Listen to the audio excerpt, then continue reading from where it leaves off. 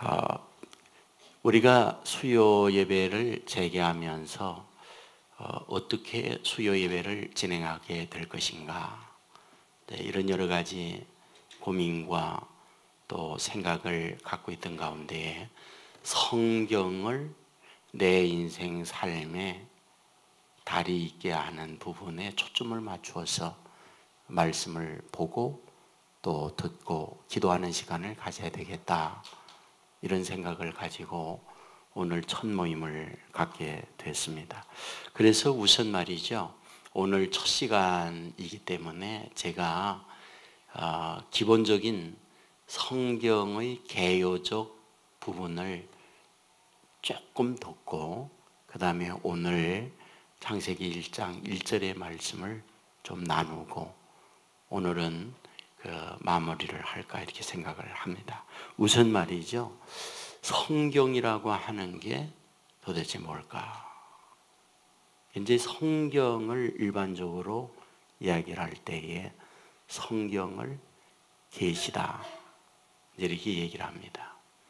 계시라고 할 때에 계시라는 말이 어떤 뜻일까?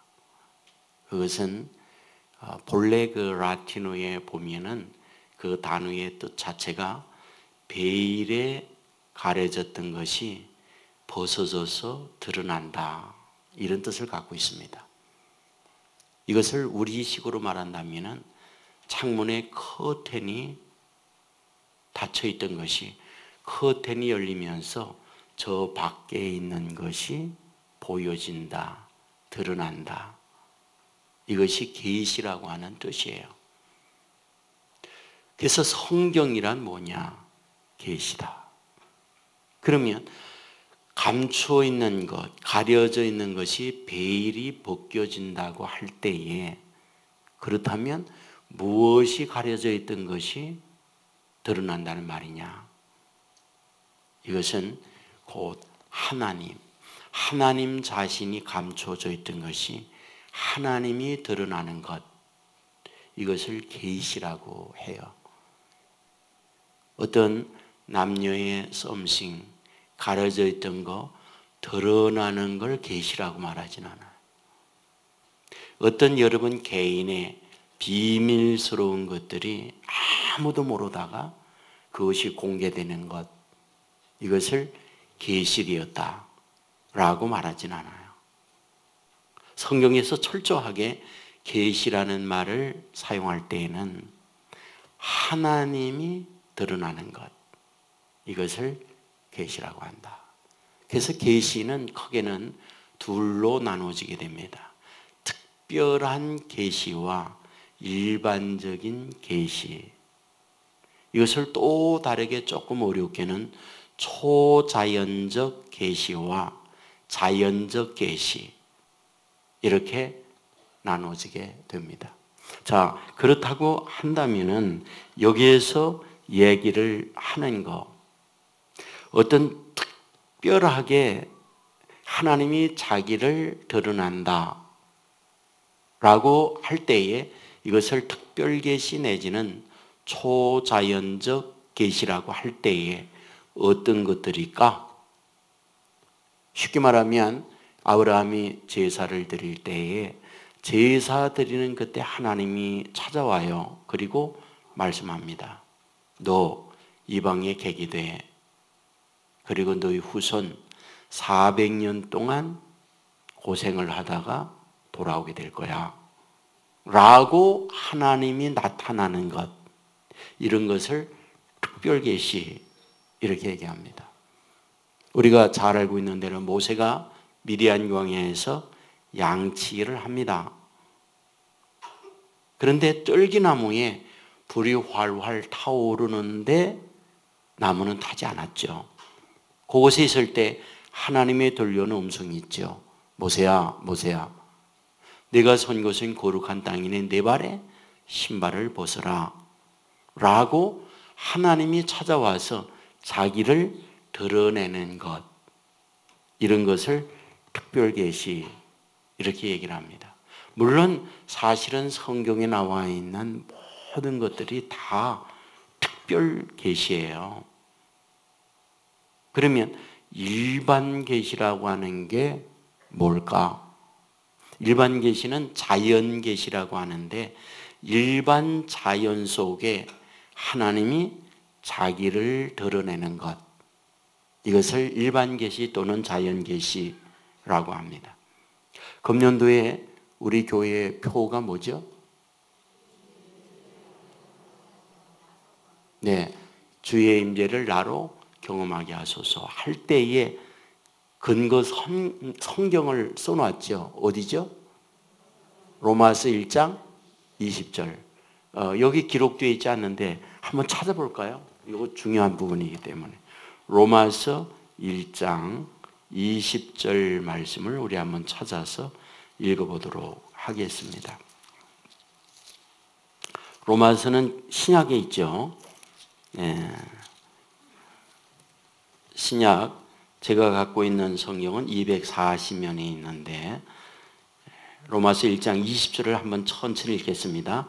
창세로부터 그의 보이지 아니하는 것들 곧 그의 영원하신 능력과 신성이 그가 만드신 만물에 분명히 보여 알려졌나니 그러므로 그들이 핑계하지 못할지니라. 아멘. 여기에 말씀을 보세요. 그의 영원한 능력, 그의 신성이 어디에 나타났느냐? 그가 만드신 만물에 분명히 보여 알려졌다. 그러니까 만물이라는 것은 자연이에요. 거기에는 저와 여러분들도 포함이 되는 거죠. 그러니까 하나님께서 우주 만물을 창조한 모든 것들 속에 뭐를 나타낸다?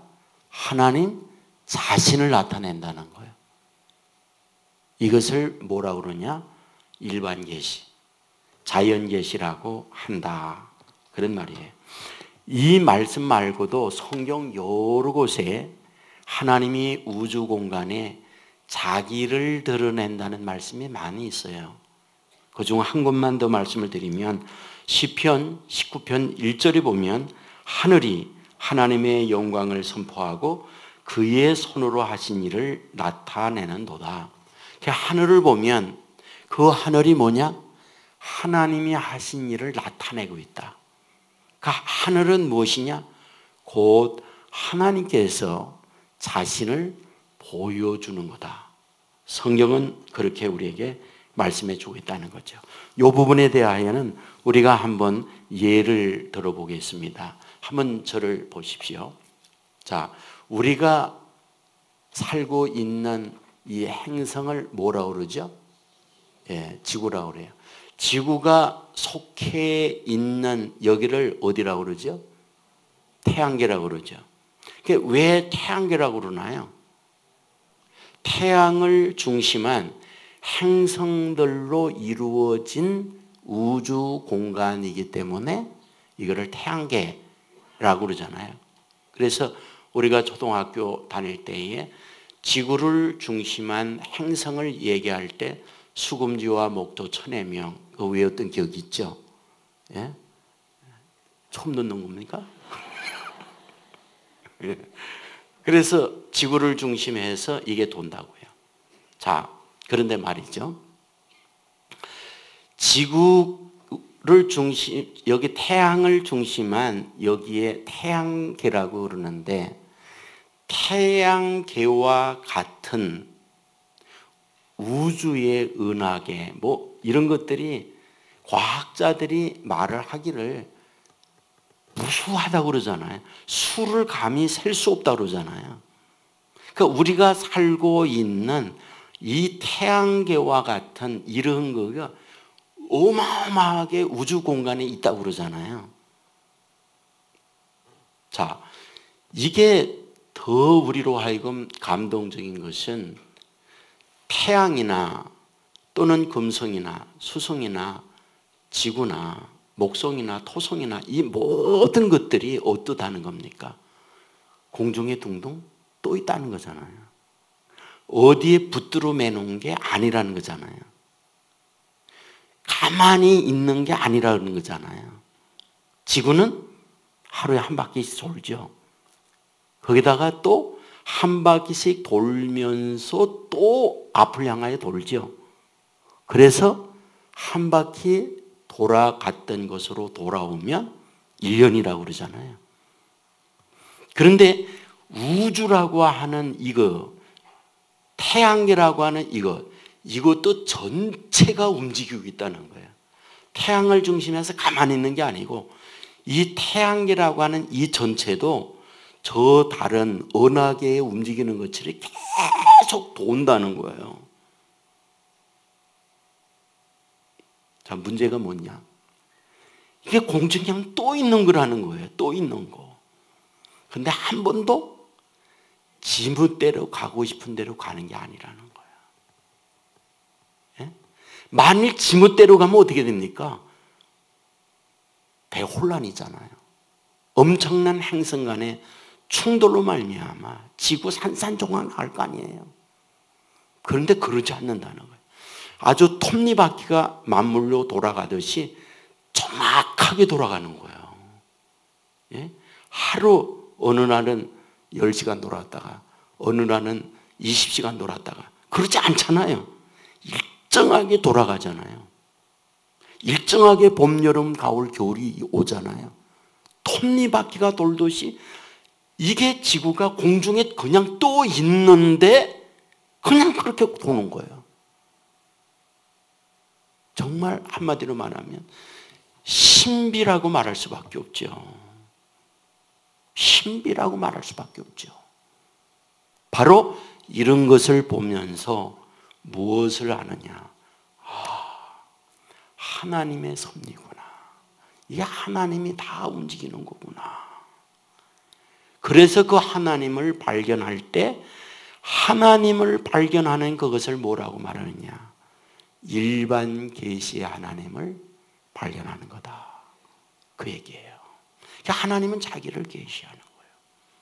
여러분, 우리의 신체적인 것도 신비하잖아요. 저는 제가 저희 아내가 이 눈에 이상이 있어서 안과를 아주 오래전에 여러 차례 갔어요. 그래서 저는 그 안과 의사를 통해서 이 안구에 대한 이야기를 참 많이 들었어요. 근데 그분이 있는 얘기예요. 참 우리의 신체 구조가 너무 신기하다는 거예요. 왜? 여러분들 이 눈이 있잖아요. 이 눈 꺼풀이요. 이게 그냥 꺼풀이 아니에요. 샤트예요. 샤트. 무슨 샤트냐? 외부에서 어떤 공격자가 오면 샤트만을 탁 닫아가지고 막아내는 거예요. 막아내는 거예요. 예? 근데 이 샤트 작용이 잘못해가지고 외부에 침입하려고 그러면 어떠냐? 그게 클리너가 있어요. 클리너. 여기 보면 여기에 눈썹이라는 게 뭐 예쁘게 하기와 있는 게 아니에요.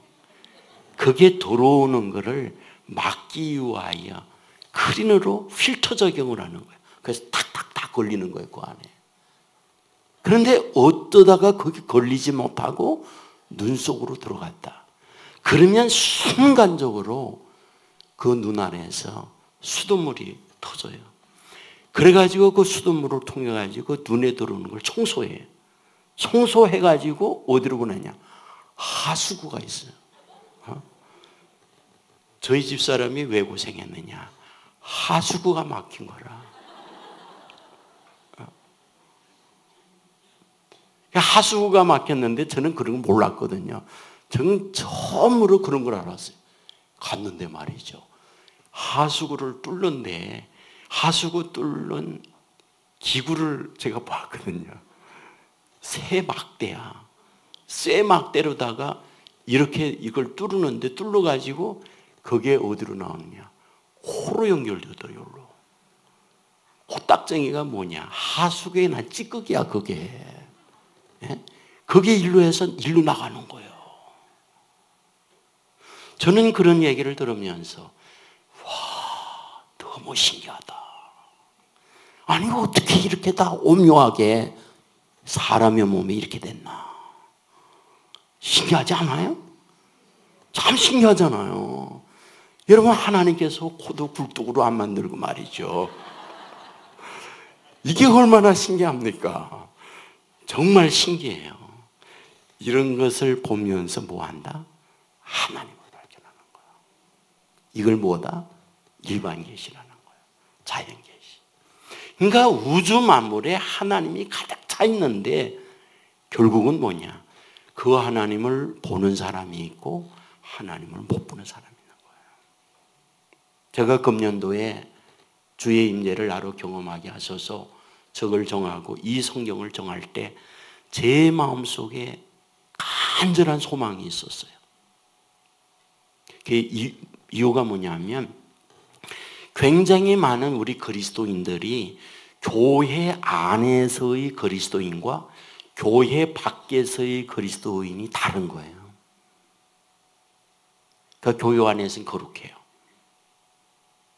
예배를 드리면서 감동도 받고 눈물을 흘리며 기도도 해요. 나가가지고 주차장에서부터 치고받고 하는 거야. 차 안에서 부부하고 그냥 성질내고 싸우는 거야. 참 그리스도인이란 뭐냐는 거야. 그 왜 이런 이원론적 갭이 우리에게 있느냐는 거야. 이런 문제가 왜 생기느냐는 거야. 제가 그런 고민을 하면서 한 가지 이유를 발견했다면 하나님의 임재에 대한 걸 우리가 느끼지 못하는구나.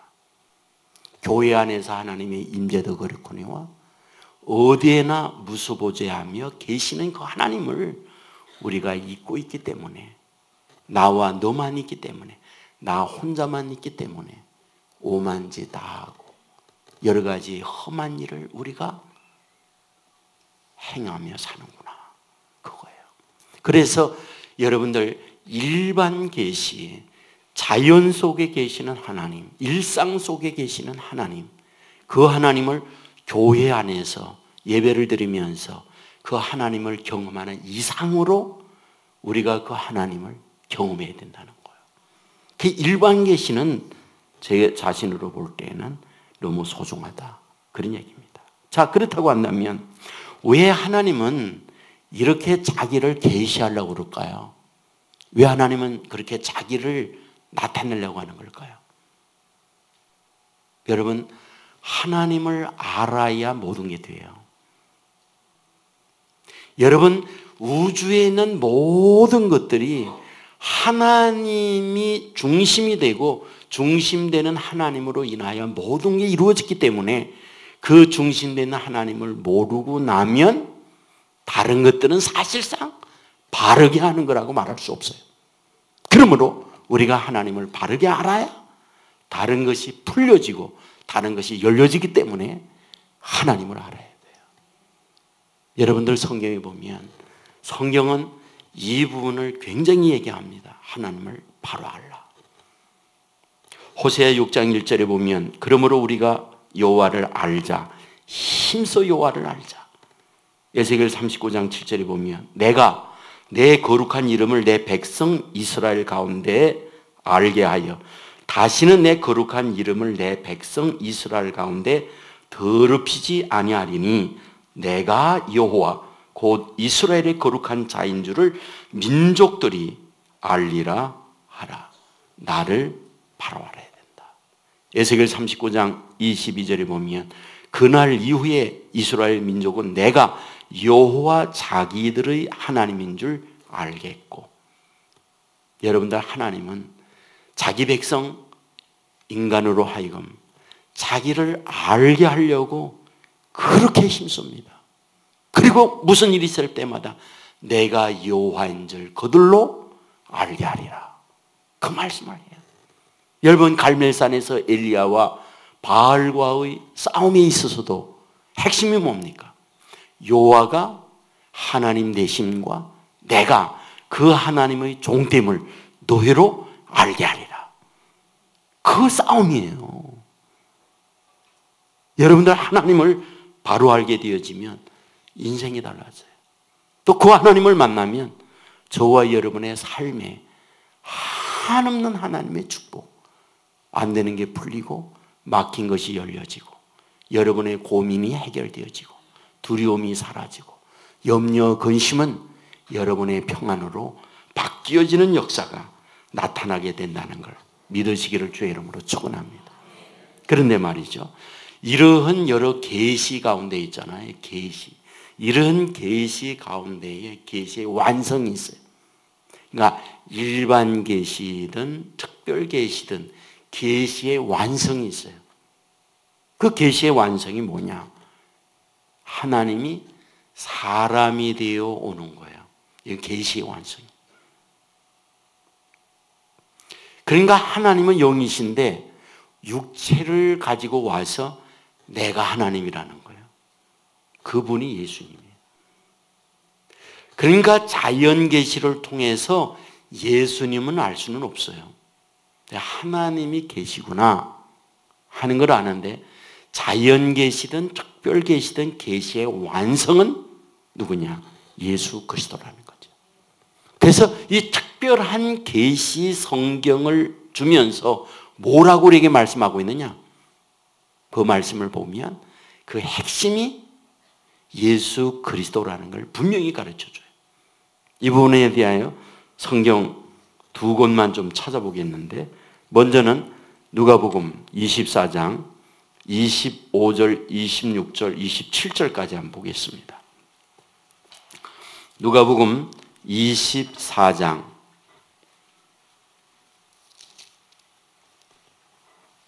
25절 140면입니다. 신약 140면. 누가복음 24장 25, 26, 27.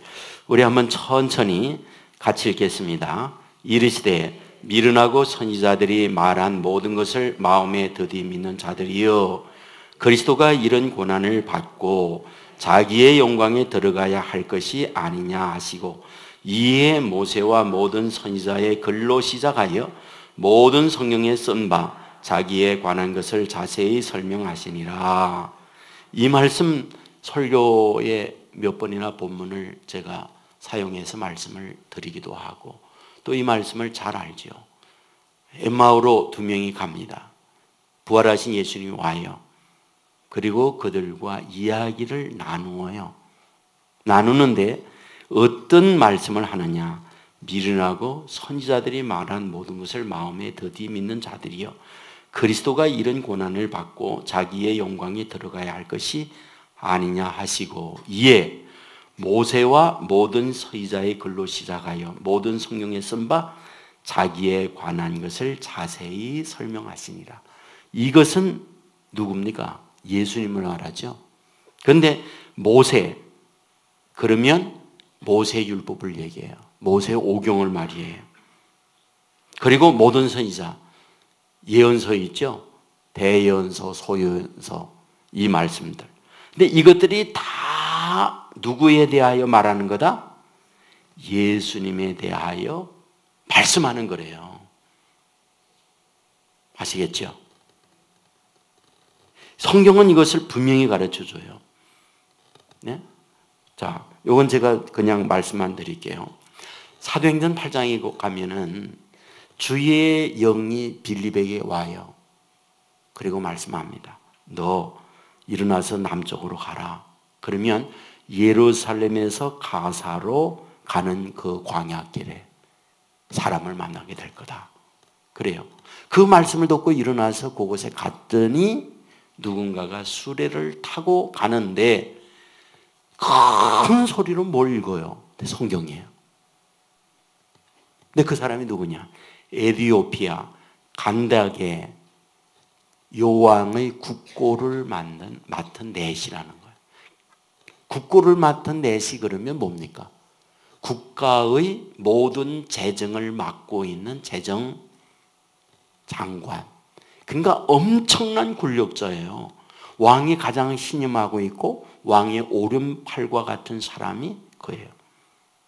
근데 그가 예루살렘에 왔다가 가면서 성경을 읽습니다. 그 성경 읽는 소리를 듣고 빌립이 묻지요.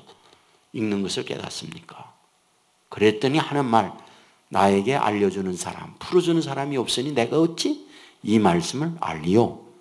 그래요. 그러니까 빌립이 수레에 타서 그 말씀을 설명을 해줘요.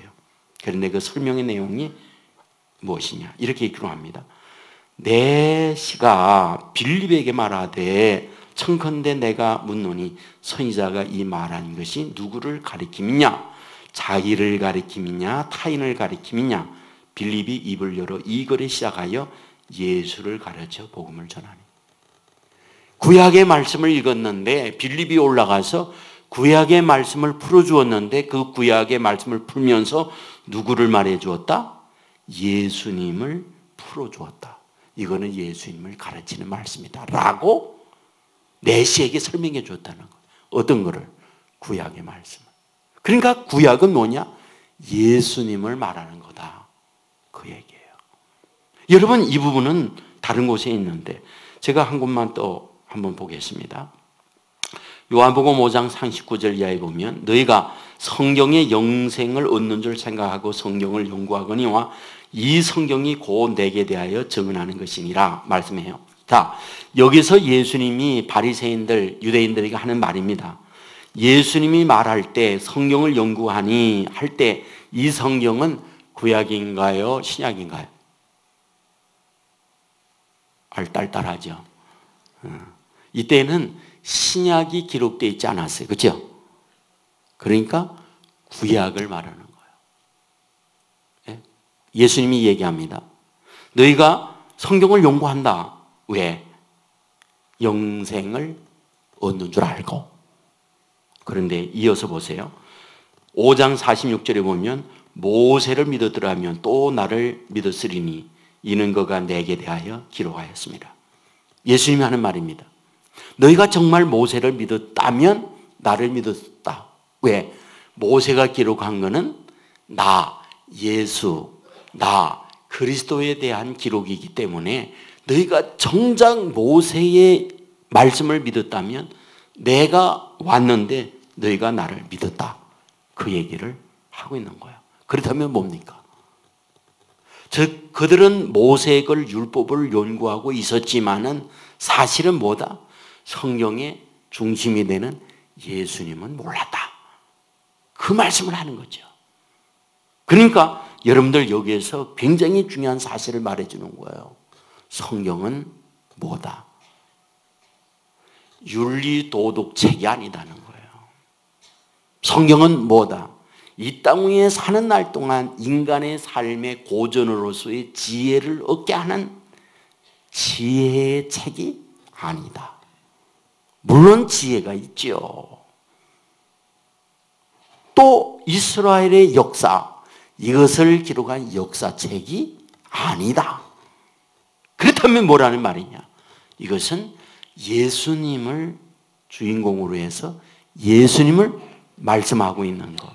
이게 바로 성경이다. 여러분들 이 원칙을 가지셔야 돼요. 성경은 그걸 말하고 있으니까. 이 부분에 대하여 우리 성경 한 곳을 요건 찾겠는데 히브리서 10장 1절입니다. 히브리서 10장 1절. 363면 신약.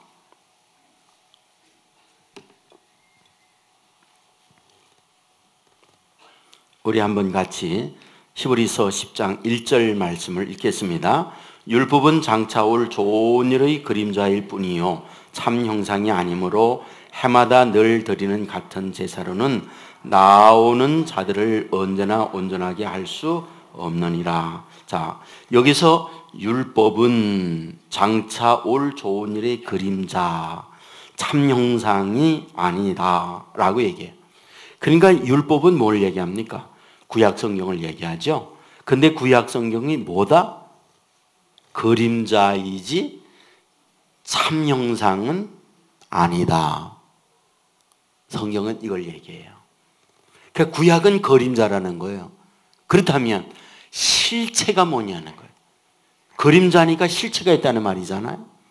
그 실체가 뭐냐는 거예요. 그 실체가 예수 그리스도. 여기에서 말하는 참 형상, 예수 그리스도.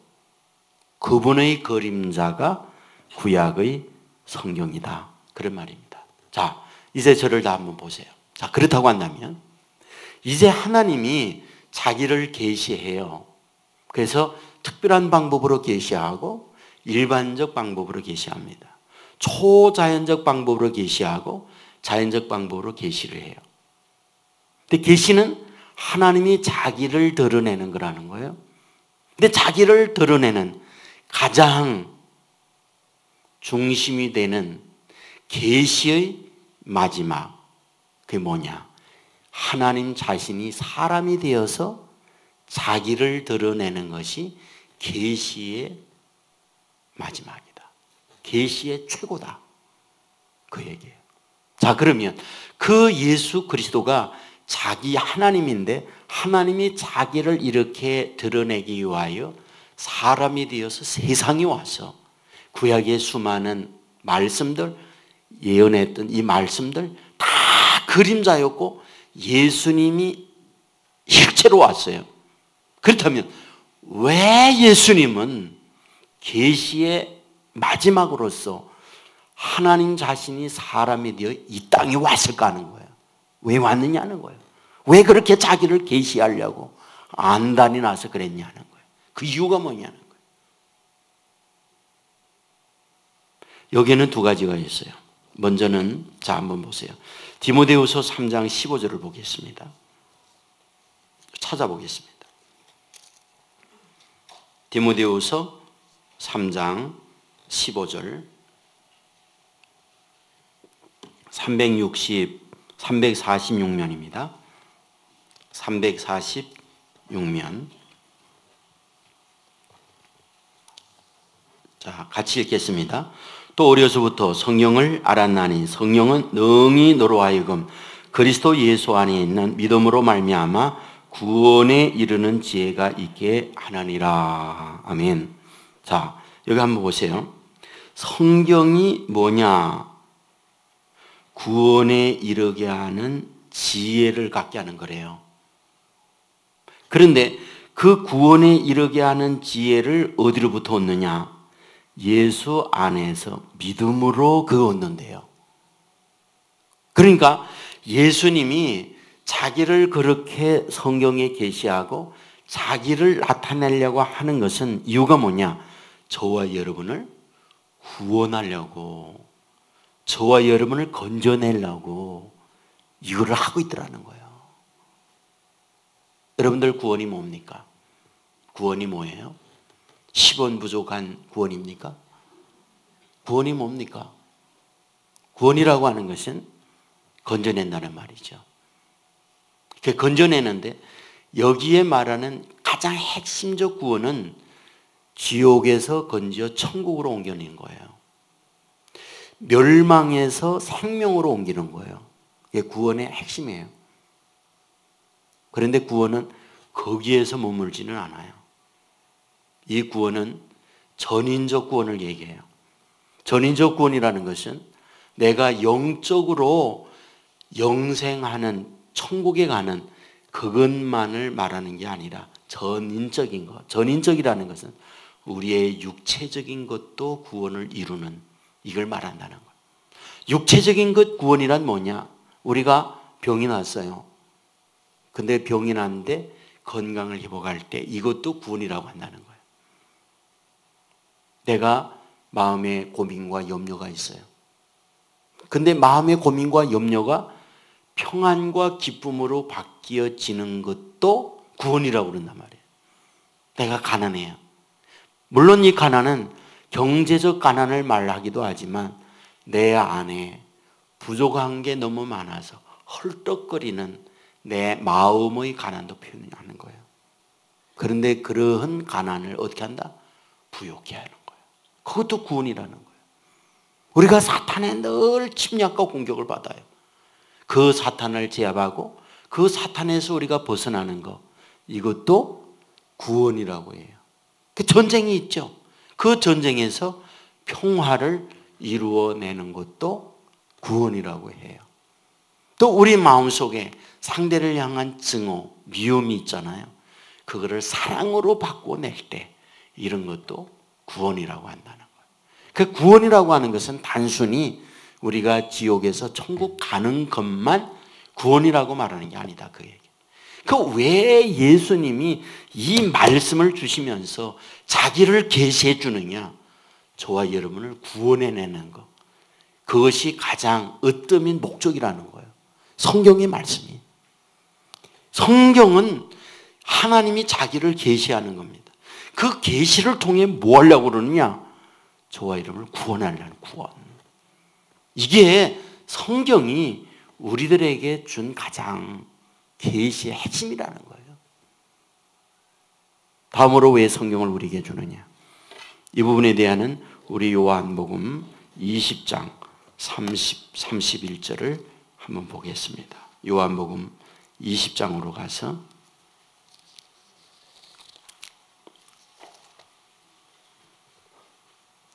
184면입니다. 20장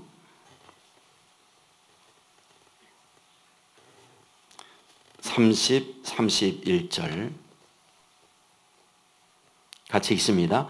예수께서 제자들 앞에서 이 책에 기록되지 아니한 다른 표적도 많이 행하셨으나 오직 이것을 기록함은 너희로 예수께서 하나님의 아들 그리스도이심을 믿게 하려 함이요 또 너희로 믿고 그 이름을 힘입어 생명을 얻게 하려 함이니라. 여기서 보면 믿음으로 힘있고 이것을 기록하는 것은 예수님이 그리스도라는 걸 믿게 하려 한다. 여러분들 예수 그리스도 그러죠? 제가 종종 이야기합니다만은 이것은 예수님이 이름이라면 그리스도는 뭐냐? 직책이라는 거. 그러니까 예수 그리스도가 한 이름이 아니야. 알겠죠? 자, 이거 똑같아요. 김용택 목사. 그러면 김용택은 이름이고 목사는 자기의 직분이에요. 아시겠죠? 그러니까 예수님은 이름이고 그리스도는 직분이란 말이에요. 그리스도가 이름이 아니에요. 아시겠죠? 예. 그러니까 정확하게 말하면 김용택은 목사이다 라고 해야 맞는 말이란 말이에요. 그러니까 예수님은 그리스도이시다 라고 해야 정확한 말이란 말이에요. 아시겠죠? 그러면 그리스도가 뭐냐는 거예요. 그리스도. 목사는 교회의 목회, 양머리를 돌보고 목회를 하는 그 직분을 목사라고 하듯이 예수님이 그리스도, 그러면 그리스도가 뭐냐는 거예요. 그리스도는 우리가 알고 있는 대로 히브리어로는 메시아잖아요. 그러니까 메시아라는 말과 그리스도라는 말은 똑같은 거예요. 사과나 애플이나 똑같듯이 그리스도나 메시아는 똑같은 말이에요. 그 메시아를 그리스 말로 번역을 하고 나니까 그리스도가 된 거예요.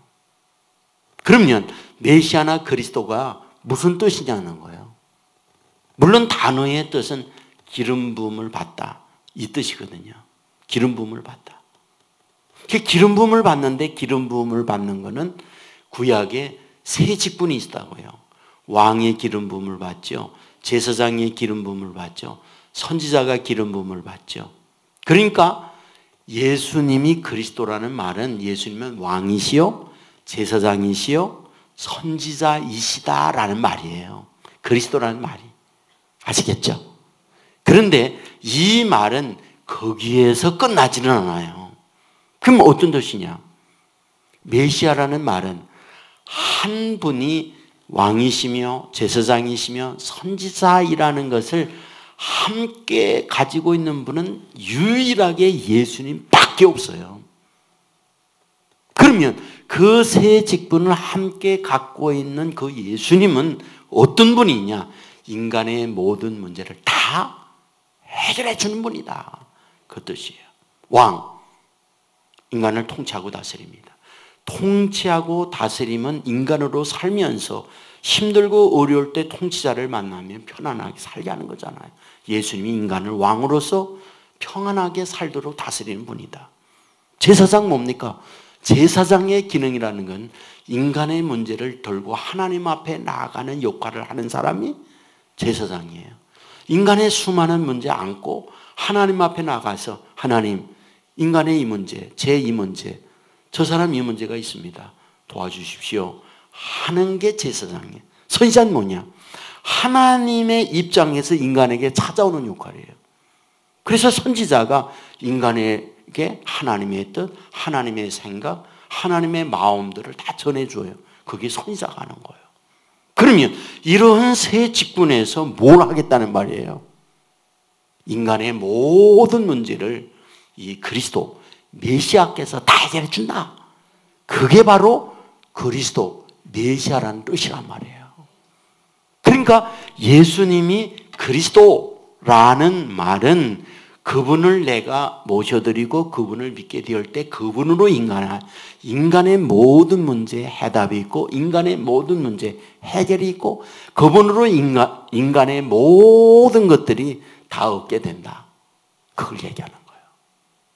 거기에 예수님은 그리스도 이런 뜻이란 말이에요. 그런데 여기서 뭘 하게 한다?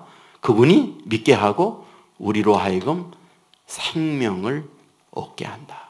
생명이라는 말은 영생이라는 말과 같아요. 영생. 우리가 그분으로 인하여 죽음을 보지 아니하고 천국에서 영생하는 거예요.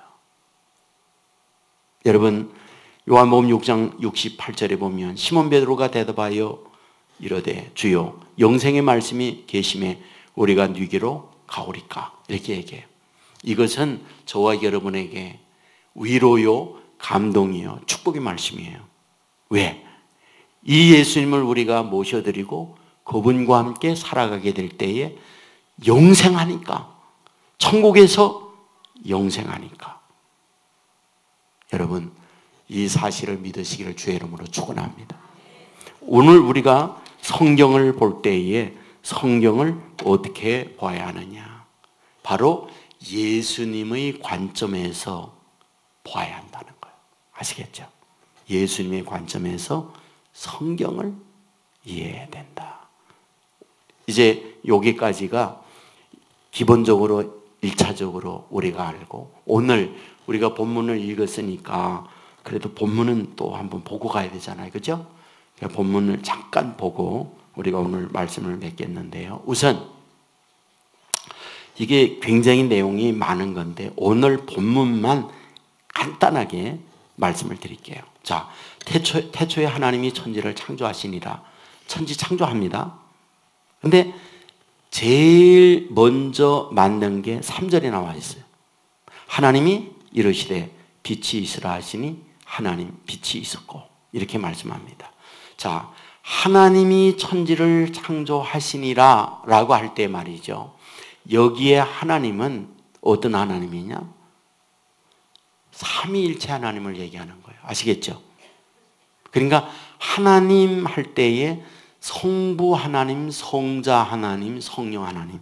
이것은 나중에 이제 또 제가 좀 깊이 다루겠습니다만은 우리가 믿는 신관이 있잖아요.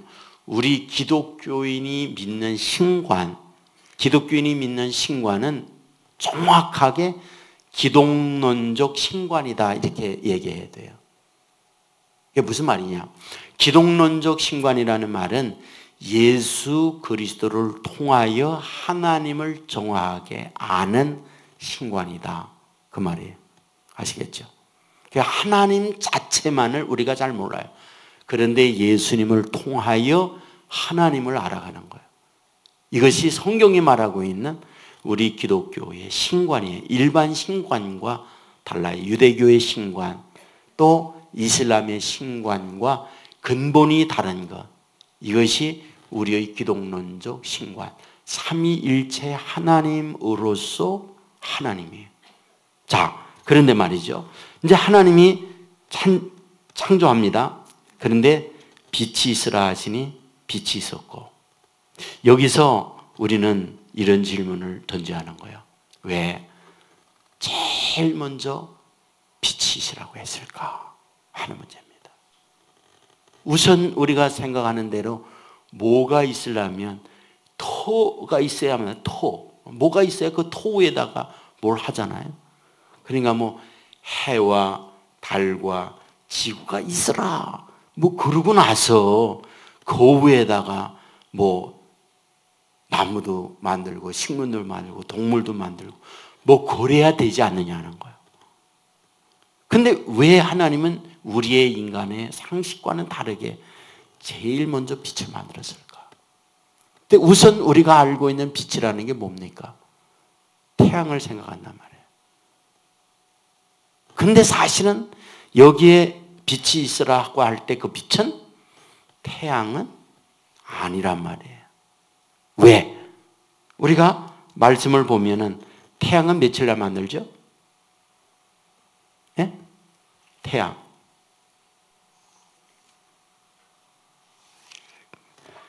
예, 우리는 뭐 주님도 생각을 안 하니까 이것도 잘 몰라. 자, 여러분 보세요. 태양을 만드는 날이요. 한번 보겠습니다. 언제 만들고 있는가? 성경을 한번 보십시오. 14절을 한번 보세요. 1장 14절. 1장 14절. 창세기 1장 14절 같이 읽겠습니다. 하나님이 이르시되 하늘의 궁창에 광명체들이 있어 낮과 밤을 나누게 하고 그것들로 징조와 계절과 날과 해를 이루게 하라. 또 광명체들이 하늘의 궁창이 있어 땅을 비추라 하시니 그대로 되니라. 자, 여기에서 광명체, 하늘, 낮과 밤 이것을 만들죠. 그런데 이게 몇째 날입니까? 넷째 날. 넷째 날에 해와 달 이런 걸 다 만들어요. 자, 그러면 여기에 1절에 나오는 빛이란 3절에 나오는 빛이란 어떤 빛을 말하고 있는 걸까요? 예, 제가 앞부분에서 말씀을 드렸죠. 성경 구약에 있는 것들은 다 뭐다? 그림자라고 그랬죠. 그림자라는 건 실체가 있다는 말이잖아요. 그러면 여기서 말하는 빛이란 실체의 빛이라는 거예요. 실체의 빛. 그러면 실체의 빛이 뭘까요? 예수님이라는 거죠. 예수님. 이건 굉장히 중요한 의미가 있어요. 왜 그러냐? 이 빛을 얼마나 중요하게 다루는가 보세요. 성경은 말이죠. 알파와 오메가로 빛으로 시작해서 빛으로 끝을 내요. 자, 지금 창세기 1장 여기에서 벌써 빛이시라 시작하죠. 계시록 한번 가보세요. 요한계시록 제일 마지막 22장. 요한계시록 22장.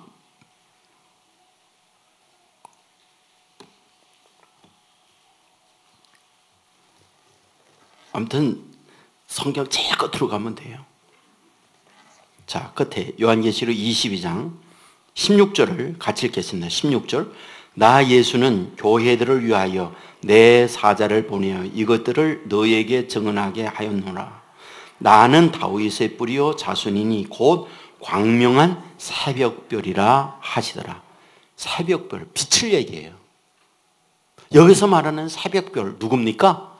예수님을 얘기하죠. 그러니까 성경에 보게 되어지면 빛의 시작과 빛의 마지막으로 끝을 내요.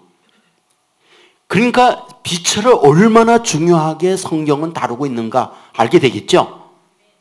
이 빛을 엄청나게 중요하게 다루니까 첫날 빛을 만들어요. 그렇다면 뭐가 그렇게 중요하기 때문에 빛을 첫날 만들고 또 요한계시록 마무리에 새벽별 빛으로서 끝을 내느냐는 거예요. 뭐 때문에?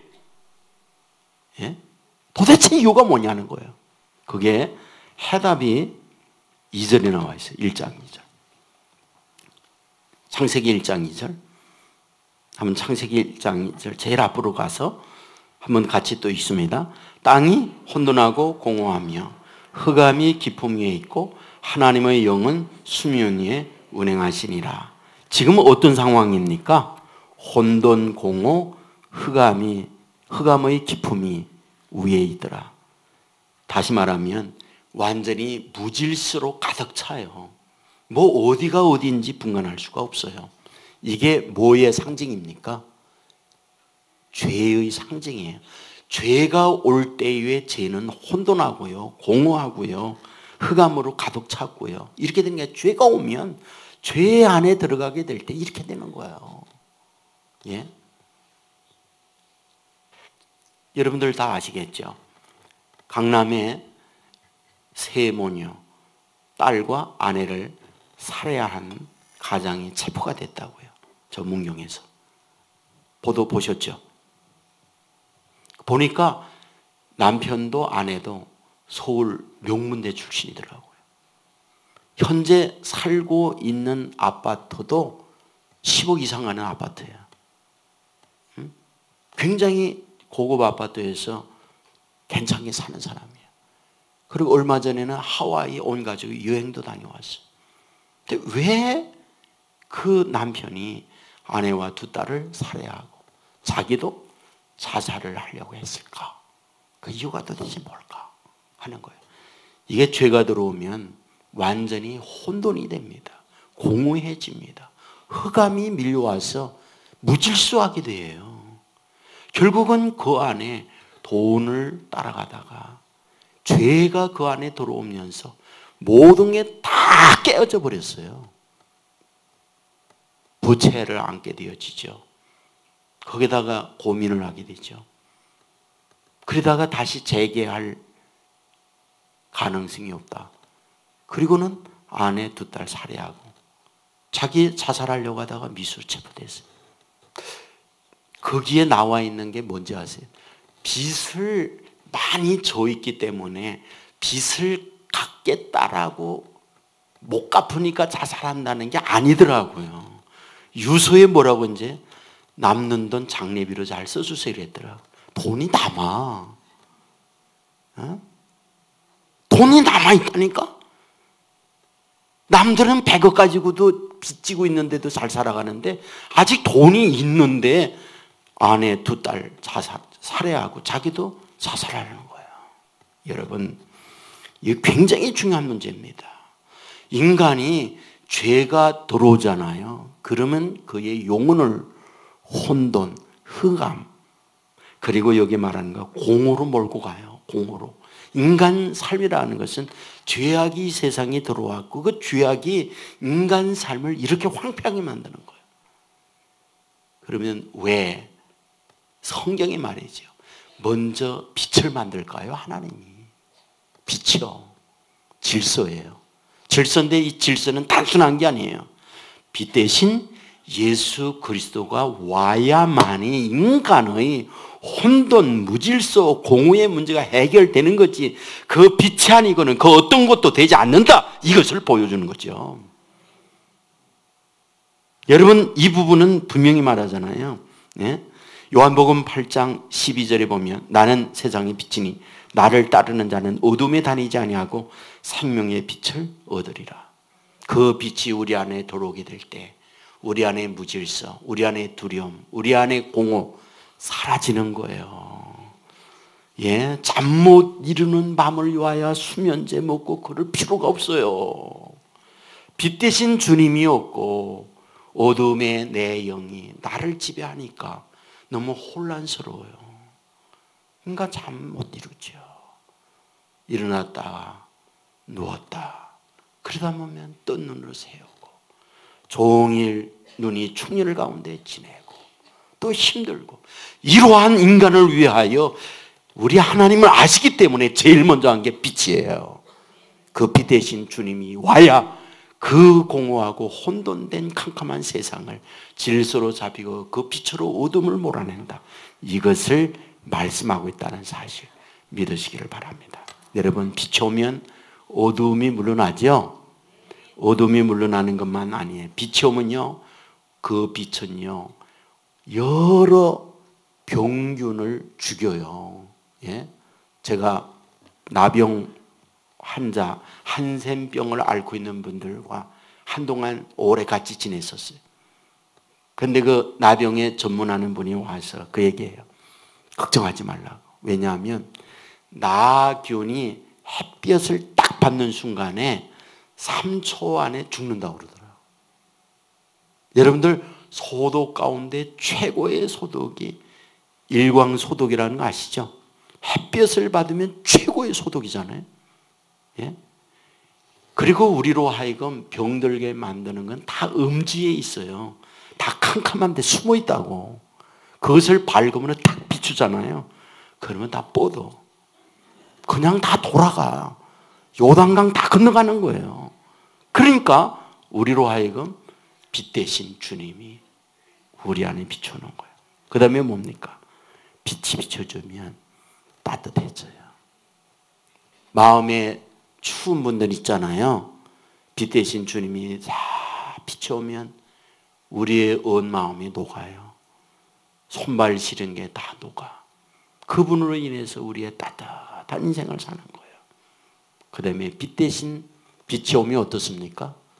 동토, 얼은 땅이 녹으면서 새싹이 올라와. 삶이 된다는 거예요. 생명이 된다는 거예요. 생동감이 된다는 거예요.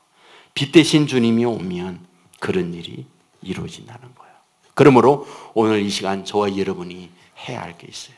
빛 대신 그 주님을 내 안에 모심으로 말미암아 내 안에 혼돈, 내 안에 캄캄함, 공허 이런 것들을 다 몰아내고 얼어있는 내 마음을 녹이고 내 안에 있는 수많은 바이러스 기운들을 다 죽게 만들고 내 안에 얼어있는 그곳에 녹이면서 생동감 있게 새로운 싹이 나게 하고 살아 움직이는 내 인생, 내 영혼을 만들어야 되겠다. 이 은혜가 이 밤 저와 여러분 가운데 넘치기를 주님의 이름으로 축원합니다.